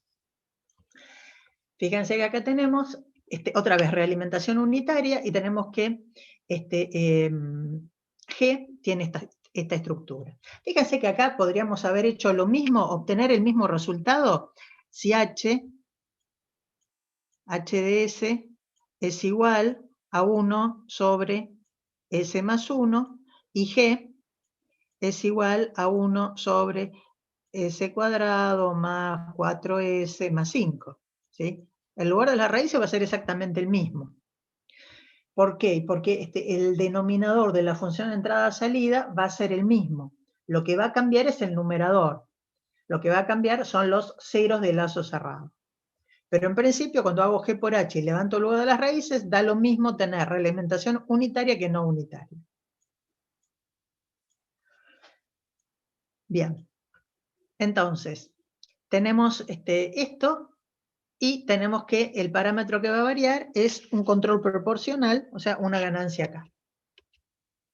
Planteamos la ecuación característica, 1 más G por H, igual a 0, y lo ponemos en forma de polinomio. Fíjense que acá sacamos como un denominador, me quedó el S más 1 y el polinomio cuadrático donde estaba el 1, y el denominador lo puedo eliminar porque lo que tiene que ser igual a 0 es el numerador. Y fíjense que lo escribimos, nos queda escrito como un polinomio con coeficientes constantes más otro polinomio que acá es un 1 por K. O sea que los puntos de partida van a ser el polo en menos 1 y un par de polos complejos conjugados. Y los puntos de llegada, como no hay ningún punto de llegada finito, porque acá Q es igual a 1, van a ser todos infinitos. O sea que voy a tener, tengo 3 puntos de partida, tengo 3 ramas. Las 3 ramas van a ir a infinito. ¿Sí? Una se arranca en este polo en menos 1 y las otras en los polos de polinomio cuadrático que son menos 1 más menos J1. Bueno, empezamos con el eje real. A ver, acá tendríamos que hacer el grafiquito, plano complejo, eje real, eje imaginario, ¿no? Eje real, eje imaginario. Graficar los puntos de partida. Punto de partida en 1, negativo, y en, bueno, me va a quedar sobre el dibujo, pero en menos 2, ¿sí? Y J1. Estos son los 3 puntos de partida. Entonces, fíjense acá, si estoy en esta parte, el semieje real positivo, estoy a la izquierda de un número 0 de singularidades. No pertenece al lugar de las raíces. Y eso se va a dar hasta que, avanzando, pase el punto menos 1. Cuando estoy entre menos 2 y menos 1, fíjense que estoy a la izquierda de una singularidad. O sea que esto pertenece al lugar de las raíces. Cuando paso las raíces complejas conjugadas, nada cambia porque suman de a 2. Entonces voy a tener 3 singularidades, entonces todo el eje a partir de -1 pertenece al lugar de las raíces. Y entonces ya vemos que acá alguna rama va a tender a infinito a través del eje. Después nos va a quedar determinar qué pasa con las otras 2 ramas, las que parten de los polos que no están sobre el eje. ¿Sí? Entonces, a ver. Bueno, la semirrecta a la izquierda del punto -1 pertenece al lugar de las raíces, ¿no? Esa es la conclusión. Como tenemos un par de polos fuera del eje, vamos a volver a graficar esto, ¿sí? Tenemos, no, tengo este primer polo y estos otros 2 polos, ¿no? Como tenemos estos 2 polos, vamos a tener ramas que partan de acá, tenemos que ver para qué lado parten. ¿Qué partirán? Para allá, para acá, para abajo, para arriba, tenemos que ver para dónde parten. Tengo que ver el ángulo de partida. Entonces siempre la idea es tomar un puntito muy, muy cercano a uno de los polos, en general siempre tomamos como referencia en el que está en el semiplano superior, este sería, y decir, bueno, respecto de ese punto, tengo el ángulo total que va a ser, son todos polos, o sea, son todos ángulos negativos, menos θ1, menos θ2, menos θ3, tiene que ser igual a 180 grados. Y despejo el θ1. ¿Sí? Entonces tengo menos θ1, menos θ2, menos θ3, tiene que ser igual a menos 180 grados. Y despejo el ángulo, bueno, acá no sé cuál llame cuál, este llame θ1, este llame θ2, es el ángulo de partida, y este llamo al θ3. El θ3 siempre va a estar, como está verticalmente hacia abajo, son menos 90 grados. ¿Sí? Estos menos 90 que tengo acá. Y el θ1 tiene que ser este ángulo. ¿Cómo lo calculamos? Y bueno, resolvemos este que está acá y hacemos 180 menos este ángulo. Entonces, fíjense que este ángulo va a ser un ángulo, o sea, esto es menos 1, esto es menos 2 y esto es 1. O sea que este triangulito, ¿sí? Tengo un lado que es 1 y otro lado que es 1. O sea que este ángulo es de 45 grados. O sea que este ángulo es menos 135. ¿Sí? Este es menos 135. Bueno, haciendo las cuentitas me queda menos 45 grados. ¿Sí? Entonces, las ramas parte del polo o del punto de partida en el semiplano superior con menos 45 grados. ¿Sí? Si tengo este punto de partida, este es la referencia, ángulos negativos va hacia abajo, o sea que arranca hacia abajo. Y para el otro polo, por simetría, tiene que arrancar en esta dirección. ¿Sí? Uno arranca así, este arranca así. Tenemos este otro polo y una rama que se va para allá. ¿Sí? Bueno, acá es de esperar, como tengo solamente polos, que las ramas crucen el eje imaginario, ¿no? Fíjense que acá tengo ramas que van para allá, justamente para el lado inestable. Entonces acá el cruce va a ser esencial para ver cambio de estabilidad. Y también las asíntotas, para saber estas ramas cómo van a tender hacia infinito cuando el parámetro crece. Cosa que en el ejemplo anterior, las asíntotas y el cruce en el eje, o sea, el cruce en el eje se veía que no se iba a producir y las asíntotas eran irrelevantes porque veíamos que se iban las ramas por el eje. Acá vamos a tener más asíntotas. Bueno, cruce del eje imaginario, la estabilidad, lo vamos a hacer no con root, sino, ¿lo pueden hacer con root? Sí lo pueden hacer con root, pero lo vamos a hacer con lugar de las raíces, diciendo S tiene que ser igual a J omega cuando cruzo el eje.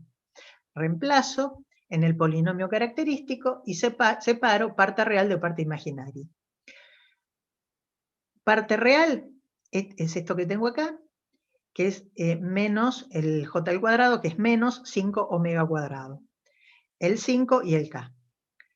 Y la parte imaginaria, que es elevar esto al cubo y esto, que me va a dar menos omega al cubo más 9 omega igual a 0. Entonces, fíjense que acá, resolviendo esto, saco un omega como factor común y me dice o que omega es igual a 0 o que omega es más o menos la raíz de 9. ¿Sí? Entonces, nos interesa esto porque sabemos que lo que va a cruzar el eje van a ser las ramas que están fuera del eje real. Reemplazamos esa información en la ecuación que me va a permitir saber cuál es el valor de la ganancia en el cruce. Y me va a dar que la ganancia es de 40. Entonces, ¿qué es lo que sabemos? Es que ¿sí? Teníamos este punto, la rama que se va para allá. O sea, acá no hay lugar de las raíces para omega igual a 0. Pero sí sabemos que voy a tener dos ramas que arrancaban para acá y para acá, y que de algún modo van a cruzar el eje. Lo van a cruzar en una parte imaginaria igual a 3 y menos 3, y el valor de la ganancia en este límite de estabilidad es igual a 40. Toda esa información me da haberlo planteado de esta manera. Ahora, estas ramas, bueno, de alguna manera vienen para abajo. Esto acá no es muy representativo, porque esto estaba en 1, el 3 va a estar mucho más arriba, ¿no? El 3 va a estar acá arriba. Y el menos 3 va a estar mucho más abajo, ¿no? O sea, este polo estaba en 1. El cruce va a estar acá. O sea que la rama de alguna manera tiene que hacer esto y venir para acá, ¿sí? Viene para acá y cruza el eje. Y después tenemos que ver qué pasa con estas ramas, cómo se van hacia infinito. Bueno, lo vamos a ver con las asíntotas.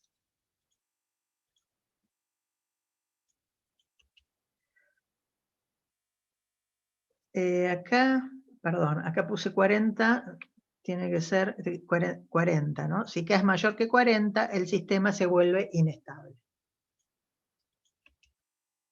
Bueno, vamos a ver las asíntotas. Teníamos 3 puntos de partida, ningún punto de llegada finito.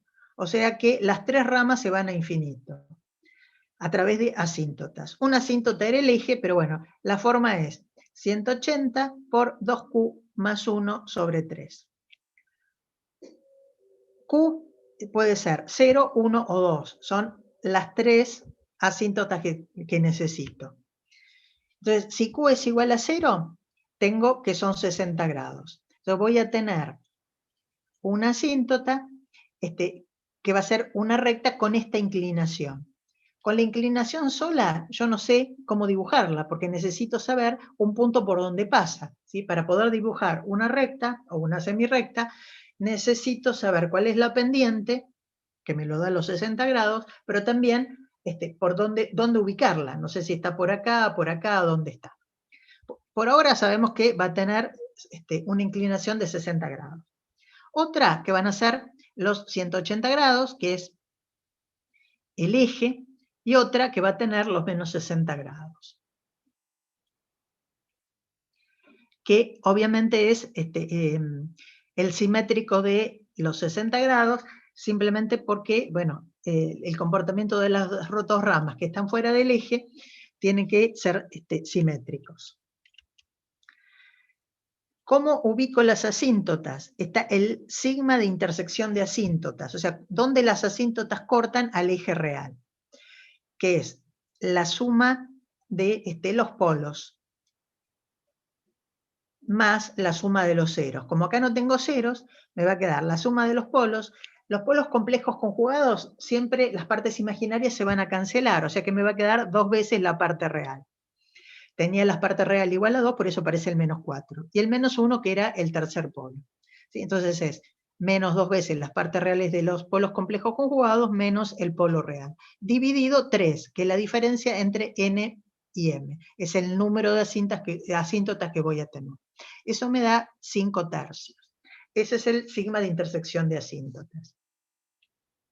Entonces sé la pendiente y sé dónde van a estar localizadas estas dos. La otra es el eje, esa no nos interesa.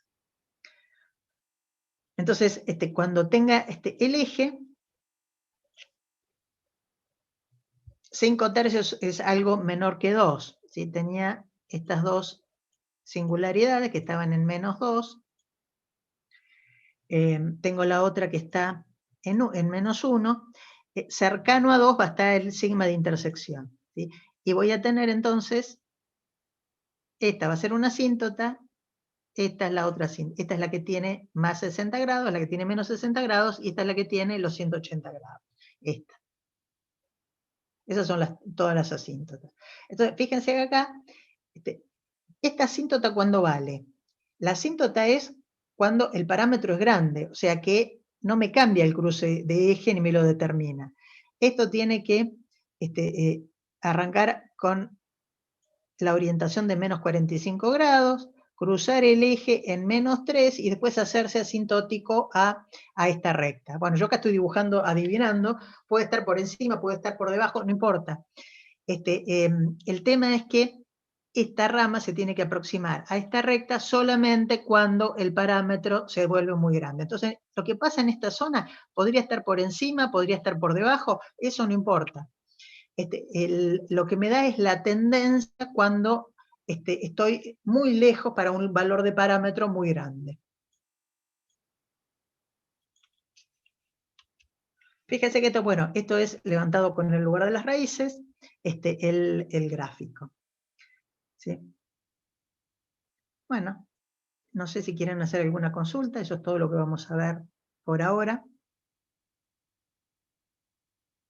Bueno, si uno mira acá, fíjense que entre el valor de k igual a 0 y el valor de k en la estabilidad, que era el de 40, tenemos una serie de comportamientos posibles que siempre van a ser de polos complejos conjugados.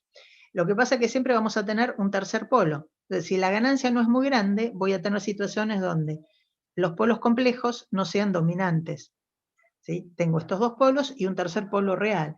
En algún caso, en este caso, el comportamiento que va a dominar es el exponencial, y el comportamiento de estos dos polos va a ser secundario. Entonces uno se puede imaginar que si pone un escalón, en vez de tener un comportamiento básicamente subamortiguado, lo que vamos a tener es un exponencial, y sobre esa exponencial la oscilación de estos polos. Vamos a tener ahí la oscilación, ¿sí?, sobre la exponencial, pero el comportamiento principal es exponencial. ¿Sí? Estos dos polos me dan un comportamiento secundario de estas oscilaciones. Va a llegar un momento donde los polos complejos, si sean dominantes, este polo se va a ir alejando hacia allá para un valor de ganancia más grande. Entonces acá sí tengo polos dominantes, que me van a dar un comportamiento subamortiguado, pero bueno, ahí tendré que ver si... a ver, no alcanzo a ver, pero sí, imagínense que, bueno, vamos a tener por ahí un amortiguamiento, acá tengo el valor de 1, acá tengo bastante más grande, el amortiguamiento va a ser un seda más chico que 0,7, ¿sí? No le vamos a poder pedir mucho amortiguamiento a este sistema así como está.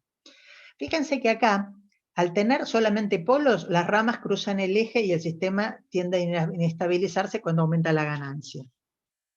Y fíjense que cuando teníamos el caso anterior, que tenía un 0, el 0 atrae las ramas, ¿sí?, de tal manera que el sistema es mucho más estable. Entonces, siempre la presencia de los ceros en rama directa tienden a estabilizar el sistema, a llevar las ramas hacia el semiplano izquierdo.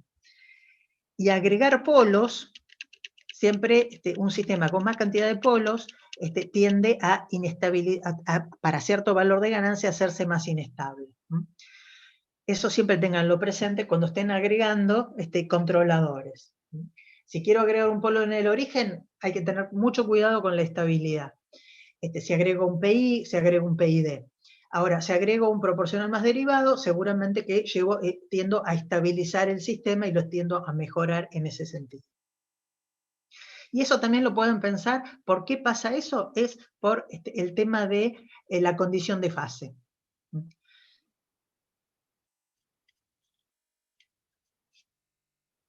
lo que tienen que pensar es, la condición de fase podríamos verlo con la primera diapositiva. A ver.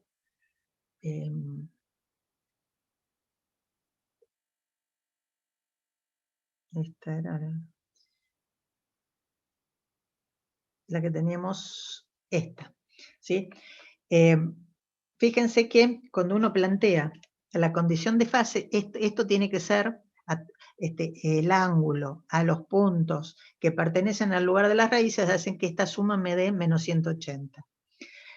La presencia o no de este cero, si este cero no está, voy a tener una fase que tiende a ser muy negativa. Entonces, para que esto me sume 180 grados, los ángulos que me tienen que aportar los polos tienen que ser relativamente chicos. Entonces, eso se va a dar cuando los puntos S están más cerca del eje. ¿Sí? Fíjense que ahí los ángulos que aportan tienden a ser más chicos. ¿Sí? Si yo pongo puntos muy alejados, el ángulo negativo que aportan los polos va a ser muy grande. Entonces, en general, los puntos que pertenecen al lugar de las raíces están más cerca del eje imaginario. Ahora, si tengo un cero o tengo más ceros, eso me compensa los ángulos negativos porque me da un ángulo positivo, ¿sí? Entonces, puedo tener las ramas más alejadas del eje imaginario.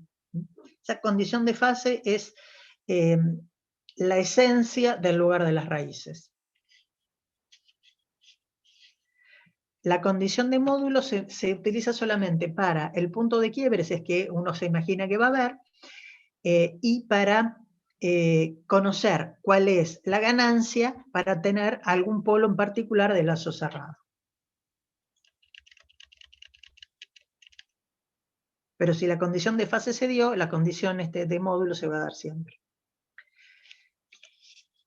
Bueno, no sé si quieren hacer alguna consulta. El práctico de esto ya está subido, el práctico 5, para que empiecen a trabajar. Y van a ver que está dividido en 3 partes. La primera parte es lugar de las raíces en función de la ganancia. Después hay una parte de lugar de las raíces en función de un parámetro que no sea la ganancia. Y después hay diseño de controladores, ¿no? Entonces, la primera parte es la que pueden empezar a plantear. Por lo menos con lo que vimos en práctica. Con lo que vieron en teoría podrían ir un poco más. Sí, en la teoría todavía el tema de los controladores todavía no, digamos, quedó para la próxima clase. Bien. Entonces, claro, estamos atrasados en una clase por la que nos dio el profesor la clase anterior. Así, bien, entonces, no sé si quieren hacer consultas de esto, de los prácticos, del trabajo que tienen que entregar, de lo que sea.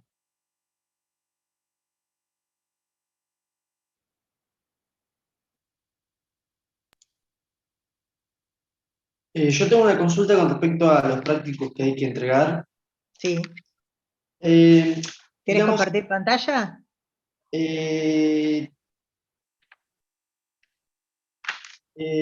ver, ahí va. Si querés compartir, para que yo dejo de compartir para que vos puedas hacer ahí. A ver, ahí preparo bien la duda. Si alguno otro quiere preguntar, nada. Ahí preparo bien. Creo que no, así que no te hagas problema, tomate tiempo que quieras.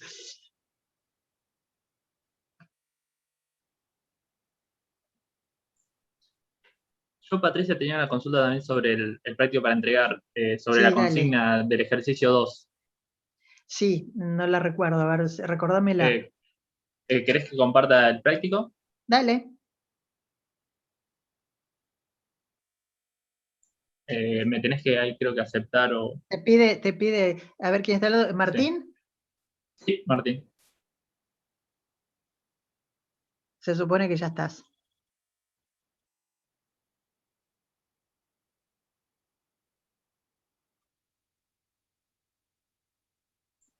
¿Ahí se ve? Sí. Es sobre, no entendí qué se plantea hacer en la consigna 3. Tipo eso de por unidad, de unidades relativas. Eso, las unidades relativas, eso es algo muy típico de, o sea, a ver, Entiendo el supongo que concepto, los pero... electricistas deben saber más que Sí, yo, sí. son las unidades con las que se trabaja, son unidades relativas, es por unidad, el PU es per sí, unity. No importa, ustedes consideran que la amplitud es 0.01.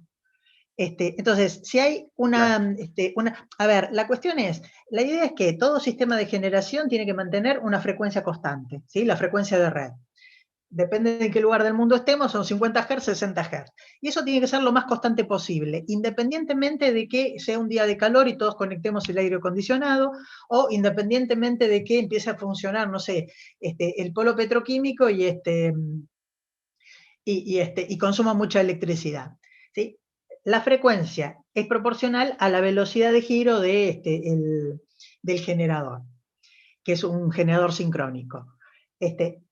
Entonces, la idea es que esto es un regulador y tiene que mantener esa velocidad de salida, entre comillas, la frecuencia, constante independientemente de lo que pase con la carga. Hay un cambio en la carga respecto del valor nominal, respecto del valor de funcionamiento. Es decir, bueno, eso tendría que producir un transitorio e irse a cero, ¿sí? La salida producida por esa carga adicional, ¿sí?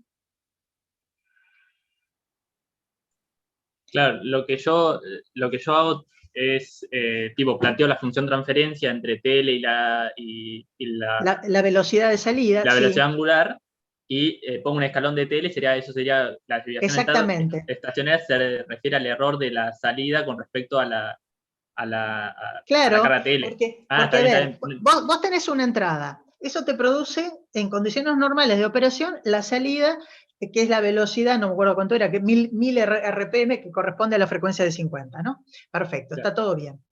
El sistema está funcionando con esa referencia constante y con esa velocidad constante.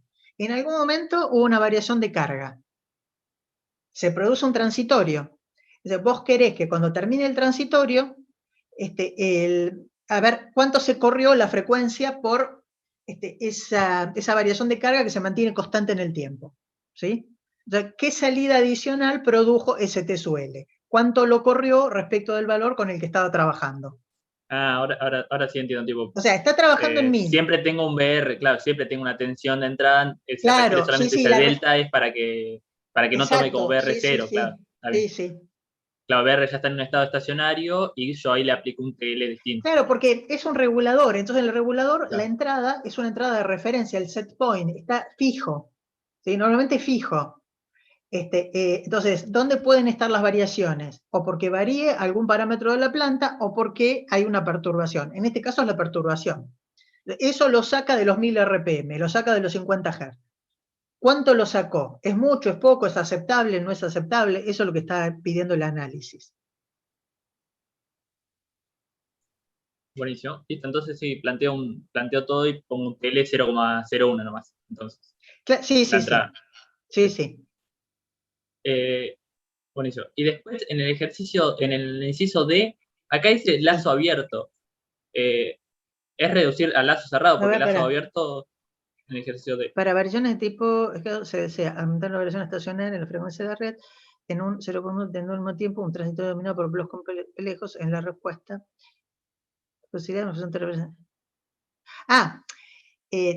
No, eso es simplemente decir, si vos mirás lo que tenés en rama directa, hay constantes de tiempo que son despreciables.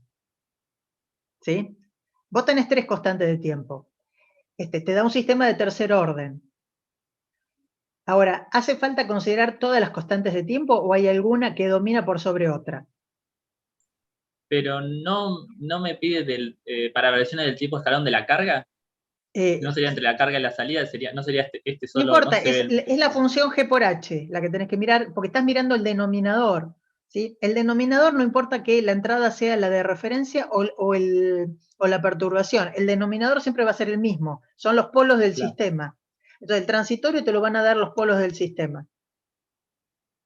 ¿Sí? Claro, miro Entonces, cuando estás mirando el denominador, estás diciendo, bueno, tengo una constante de tiempo en 0.05, tengo otra en 0.3 y tengo una en 20. Claro.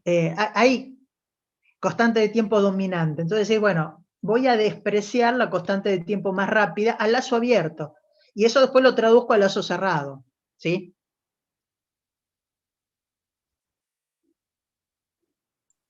Lo despreciás a lazo abierto, decís, el modelo en vez de ser de tercer orden va a ser de segundo orden. Hago esa consideración comparando el gobernador, la turbina y el generador carga. Claro, aunque el lazo Con abierto eso, no una sea de las constantes de tiempo carga. la desprecié, me quedó de segundo orden. Hago la realimentación y trabajo con el sistema de segundo orden. Y después comparo para ver si haber despreciado esa constante de tiempo a lazo abierto estuvo bien. Pero el análisis que tenía que hacer si es a lazo cerrado. Pero ya está trabajando con un sistema de segundo orden, no de tercero.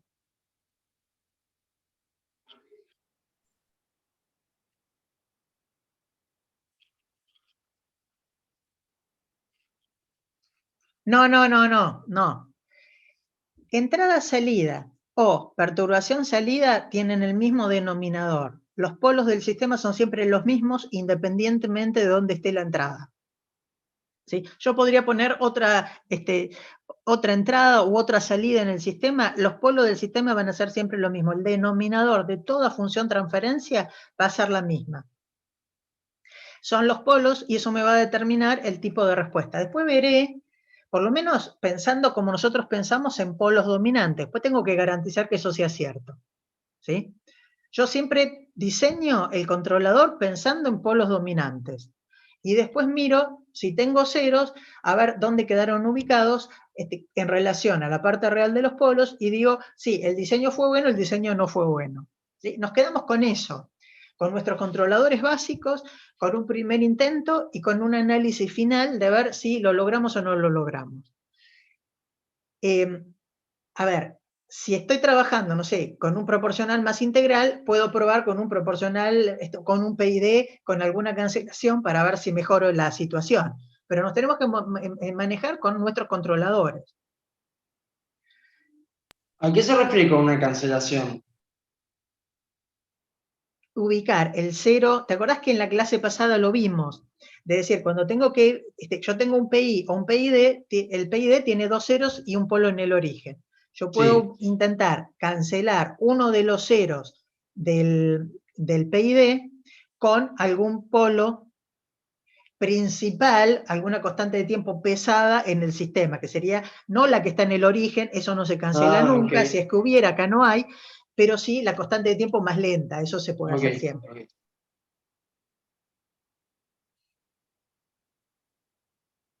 Pero acá la consideración de que a lazo cerrado lo pasamos a segundo orden es para que les quede un sistema que puedan manejar pensando en polos dominantes, ¿no?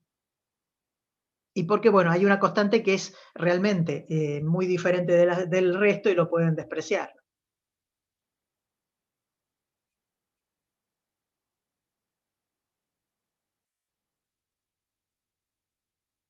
Y bueno, y de hecho el inciso D es para ver, cuando uno hace esas cosas, hasta qué punto es importante lo que despreciamos y hasta qué punto no.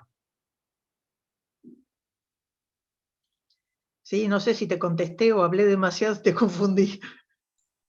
No, creo que ahora sí entendí que cómo hacer con el controlador y eso que Entonces, cualquier cosa la idea trabajamos con es el que controlador y cuando vos despreciamos los mires otros. el denominador, en ese denominador, o sea, lo que hoy llamábamos la ecuación característica, cuando tenés 1 más G por H, ¿sí? G en este caso sería el generador y H sería el caso 1, el controlador, el gobernador y la turbina. Bueno, cuando haces 1 más G por H, ese denominador es el mismo independientemente de que tengas la tensión de entrada o la perturbación. Entonces, en esa función 1 más G por H, yo digo, bueno, el G por H, ¿qué hago? Considero que una de las constantes de tiempo la puedo despreciar. Eso. O sea, esa es la suposición del inciso D, es una suposición. Después en el inciso E tienen que ver si la suposición estuvo bien, qué lograron. ¿Qué diferencia tiene usar el modelo sí, tal cual está que el modelo con la suposición de que hay una constante de tiempo que es rápida? Es lo que hacían con el motor cuando ustedes dicen, yo tengo un motor dentro de un lazo, pero en el motor considero que es suficientemente rápido y la constante eléctrica la desprecio. Lo están haciendo a lazo abierto eso. Independientemente de dónde esté la entrada, si es una perturbación, si es una referencia, no les importa. Ustedes dicen, voy a modelar el motor de esa manera. Bueno, acá la idea es considerar que hay alguno de esos bloquecitos que en realidad puede ser considerado como una constante. ¿Sí? Entonces ustedes lo analizan, dicen cuál es, lo reemplaza por la constante y después cierran el lazo y lo plantean la función transferencia. Claro, sí, ahora sí quedó claro. Muchas gracias, Patricia. Es muy frecuente hacer esto, como siempre queremos trabajar con un modelo relativamente sencillo, uno siempre compara constantes de tiempo, dice, bueno, ¿qué es lo dominante en esto? Entonces, si hay algo que está suficiente, o sea, un polo que está suficientemente alejado del eje imaginario, con respecto a los otros, siempre es relativo, y bueno, eso lo desprecio, considero que su efecto va a ser bastante insignificante. ¿Sí? Y después, para ver si nuestras suposiciones son válidas o no, lo vamos a corroborar con MATLAB para convencernos. ¿Sí? ¿Hasta qué punto es cierto? Pero es algo que se hace, o sea, no es que es un disparate o que es algo matemático, se hace. Sí, Valentín, ¿tenés la duda tuya? Se fue. Sí. Lo perdimos. Te hago esperar que te pongo para hacerte coanfitrión, así si querés compartir algo podés.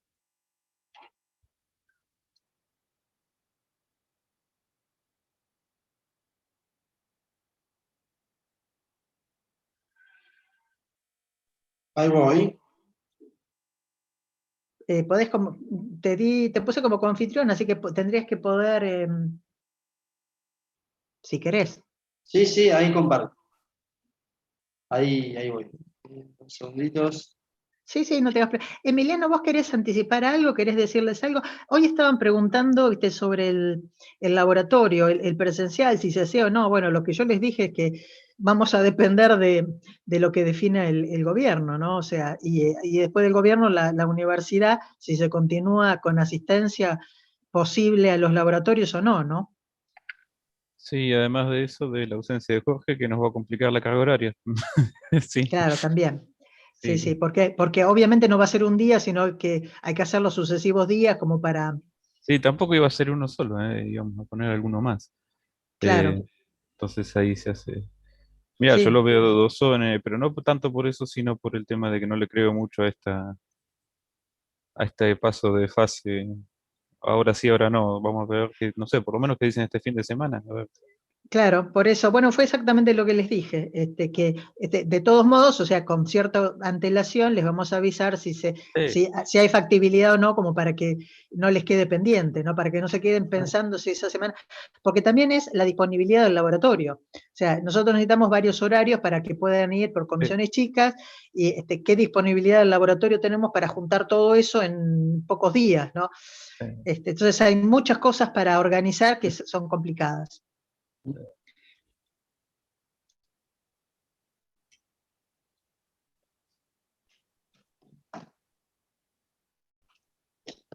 ¿Puedo compartir? Dale, sí, estaba esperando que No, terminara, sí, por eso estaba llenando el vacío tranquilo. hablando. Bueno, acá tengo una consulta con respecto al ejercicio 1A. Yo hice la realimentación unitaria, digamos, pasé el bloquecito, digamos, ese que estaba adelante, lo pasé para después del sumador y bueno, y me quedó la realimentación unitaria, ¿no? Ajá. Porque me queda 2 por 1/2, o sea, 2 por 1 Si me sobre estás hablando KI. sobre, esperá que no tengo de memoria el ejercicio, así que sí, Eh, el barquito. sí, el barquito, exactamente. ¿Y Me pide, para qué sacaste cuál es la gracia de sacar el sensor? no, disculpa, me estoy equivocando de Ah, ejercicio, disculpa. No, no, pero sensibilidad era en ese. no, disculpe, me estaba equivocando de ejercicio. En el A, directamente, bueno, saqué la función transferencia, Sí, saco la función transferencia tomando la perturbación cero, obtengo esto, y el problema es cuando calculo la sensibilidad, que hago la derivada de la función transferencia con respecto a, y me pide calcular en su valor estacionario. sí, Para los valores estacionarios, o sea, yo supongo de la sensibilidad. claro, sí. Bueno, el tema es que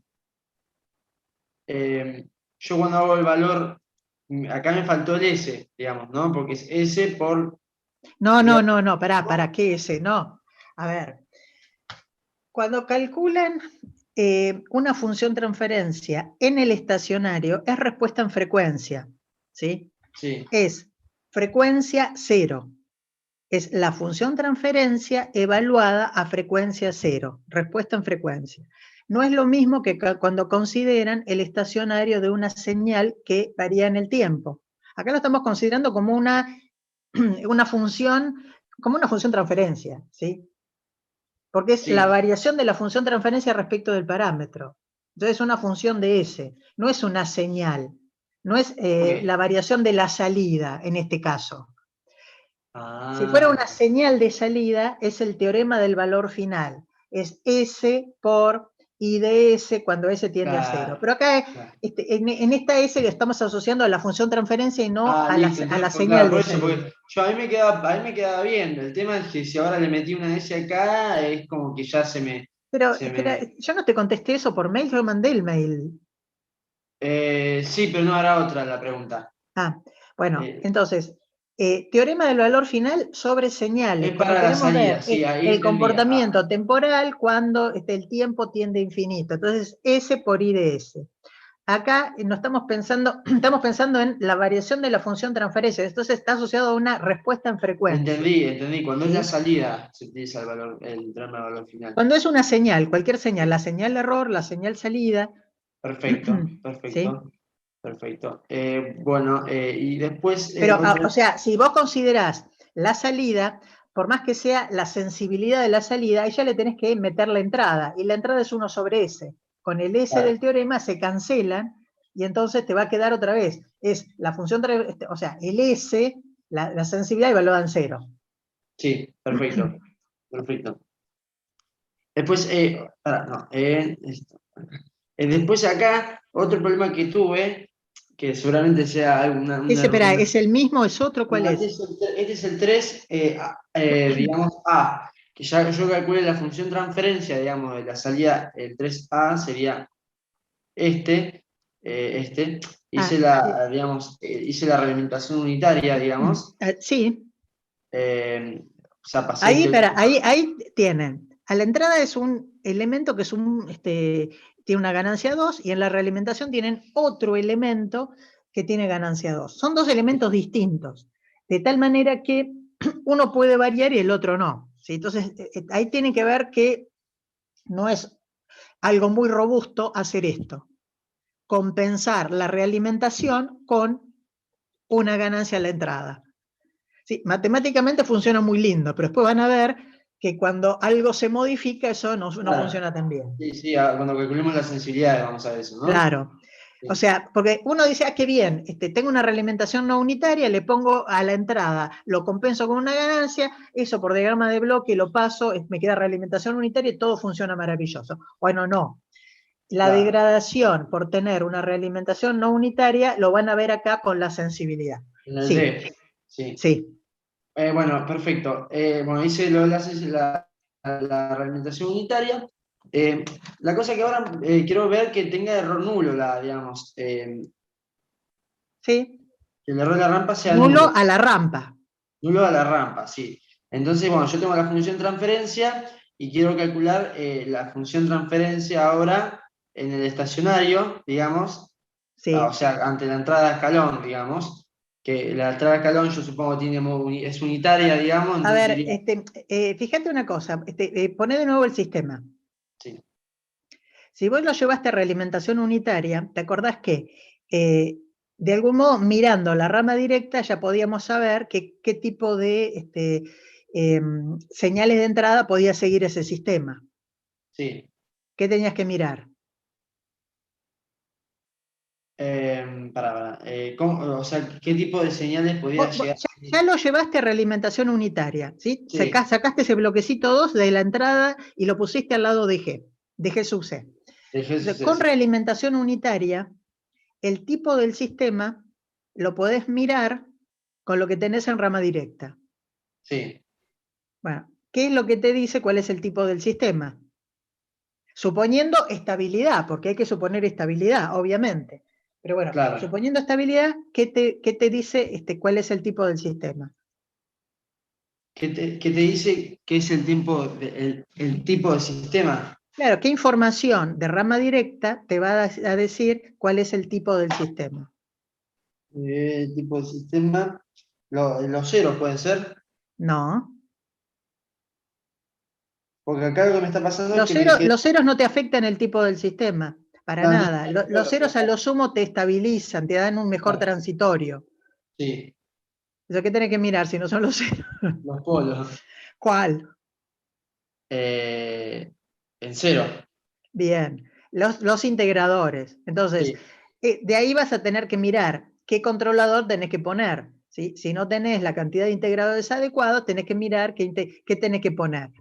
Y cuando vos agregás integradores, tenés que garantizar estabilidad. Entonces puede ser que el controlador más simple que te agrega un integrador no sea adecuado y tengas que pasar al sí, menos simple. me está costando un poco entender esto de los controladores y todo esto. O sea, estoy tratando de entenderlo. Volvé a mirar las diapositivas que vimos la clase pasada, ahí está bien clarito para qué se usa cada uno. Las miré, las estuve leyendo todo, pero si digamos, me genera un poco de confusión por A eso. ver, ¿cuál? ¿Por qué? O sea, Ahora, por ejemplo, yo quiero, ¿no?, que la rueda de la rampa sea nulo. sí, Entonces, eso es determinante del controlador que vas a elegir. claro, entonces Porque yo no quiere que lo sea puedo. cero, no achicarlo. Claro, pero entonces yo no es que yo tengo que poner a la R una función escalón y yo ponerlo acá en este caso, utilizo el teorema del valor final para calcular la salida estacionaria, digamos, ante este escalón, Sí, sí, te va a dar cero, sí. me queda un cero abajo, el Bueno, cero. pero tenés G sub C, dale forma a G sub C dentro de los Ah, controladores que conoces para cancelar eso. claro, claro. Pero, a ver, Intenté- siempre tenés que ver primero la estabilidad, ¿sí? Porque si el sistema no es estable, el teorema del valor final no se puede aplicar. Siempre garantiza estabilidad. Vas a tener dos opciones de controlador. De las dos opciones, fíjate la estabilidad y tal vez con eso saques alguna conclusión importante. Ok, me fijo, o sea, por ejemplo, Pero entonces, yo acá si lo vos vas reemplacé, por ejemplo, si vos vas a las diapositivas, te va a decir qué tipo de controlador tenés que usar. No, tenés sí, tres, proporcional más derivado, porque acá el proporcional no va a funcionar, o es proporcional más derivado, proporcional más integral o el PID. Bueno, de sí, esos tres, ¿cuál no va? Directamente hay que descartarlo y cuáles sí son posibles. Eso ya de entrada tenés que poder darte cuenta. Está bien, el teorema del valor final te ayuda, pero ya sí. tenés que saber qué poner ahí. Entonces, de los dos posibles, la estabilidad te va a ayudar también a seleccionar. Y de Claro, lo ok, que te quede, probá cancelación. ok. Ok, ¿y cómo determino los parámetros estos? Es la pregunta. Por ejemplo, yo que acá estoy intentando con un PID, por ejemplo. Pará, a ver, el controlador que pusiste ahí no es el que vamos a usar. Acordate que dijimos que iba a ser un solo integrador, no hay otro polo.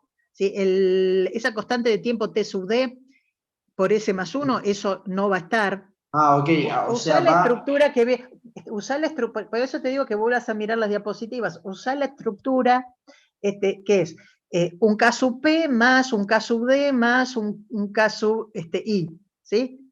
ok, Son tres constantes, proporcional, integrativa y derivativa. Un ok, solo polo y dos ceros. Usa esa ok. estructura porque si no te vas... El tercer polo se agrega, pero en general se agrega para eliminar la amplificación de ruido de alta frecuencia. Entonces, Ok, se pone una constante de tiempo grande después de haber hecho el diseño. Entonces, y, olvídense de esa constante de tiempo y trabajen con el integrador puro. y digamos, los valores de T, estos los tenemos que buscar nosotros. Claro, pero llévalo, a ver, insisto, lleva a un término es KP Sí, más KD por S sí, más KI sobre S. Trabaja con esa estructura, que es más fácil, no con constantes de tiempo, con ganancias. KP, Ah, ok. KD, KI. ¿Y qué criterio utilizamos? O sea, yo lo que se confunde es ¿qué criterio utilizamos? Cancelación y los datos que te están dando. Ah, ok, listo. Ah, ok, perfecto. Bueno. Y después digan si se pueden conseguir, si no se puede conseguir. O sea, como siempre les digo, a ustedes le dan 3 cajitas con los 3 tipos de controladores. Y les dicen, quiero todo esto. Y ustedes dirán, bueno, con este se puede, con este no se puede. Usé el más complicado y no pude conseguirlo. Usé el más complicado y pude conseguirlo. ¿Sí? O sea, como estamos restringidos a una estructura de controlador fija, a veces se pueden conseguir las cosas, a veces no. Entonces, ahí lo que tienen que decir es, de los controladores posibles, con este tengo tal problema, con este otro conseguí tal cosa. ¿Sí?